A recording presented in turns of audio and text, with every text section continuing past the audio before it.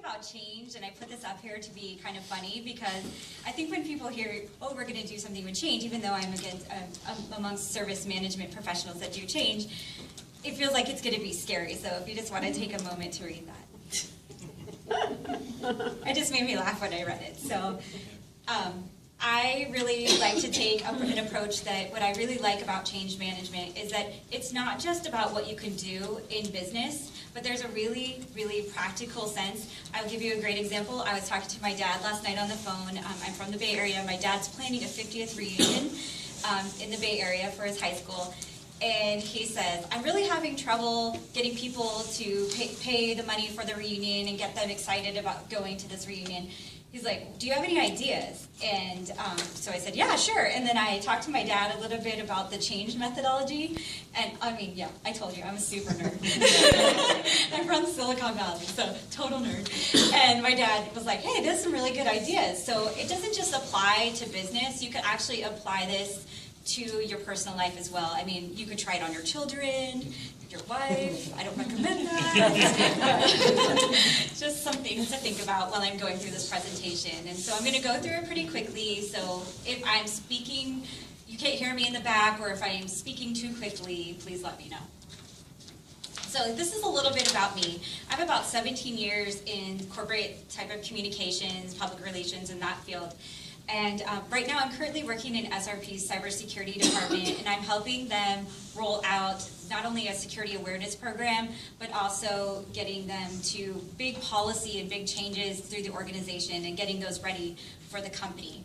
So previously I was a project manager working between corporate communications and the IT department on an intranet redesign project, and I'm going to use that throughout this presentation as an example of how to do organizational change management. I went to California State University, Chico, if any Wildcats out there. And I went to U of A as well, so I'm a double Wildcat.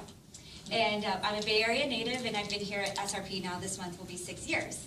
So these are some of my certifications that I have, and one of my career highlights happened in May. My project that I'm going to talk to you about today won the International Association of Business Communicators a Copper Quill Award, which is for business excellence, or excellence in business communication. So I'm excited to share with you what we did. So why organizational change management? Well, we really want to maximize the success in any project that we're doing, or process for that matter, for service management. Change management and having it up front and having these tools will help you to manage employee resistance to change and help you to absolutely start up front right away with anything that you think could be a block to making your project successful or your process roll out.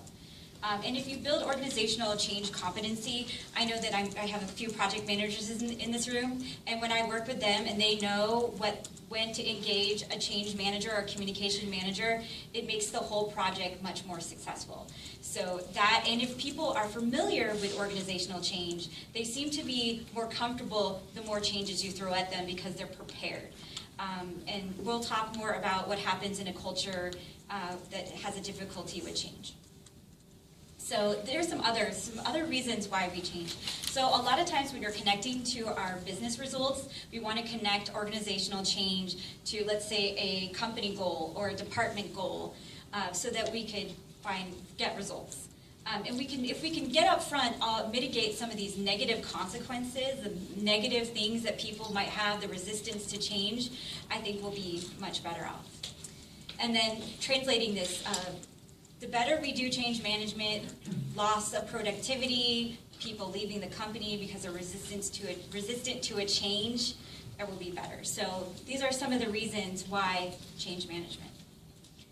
I really like this example. I went to a training recently and they used this as an example, and you could actually interchange the word project management with service management, because really that's building the ship, and the change management part is the people in the crew that you're recruiting.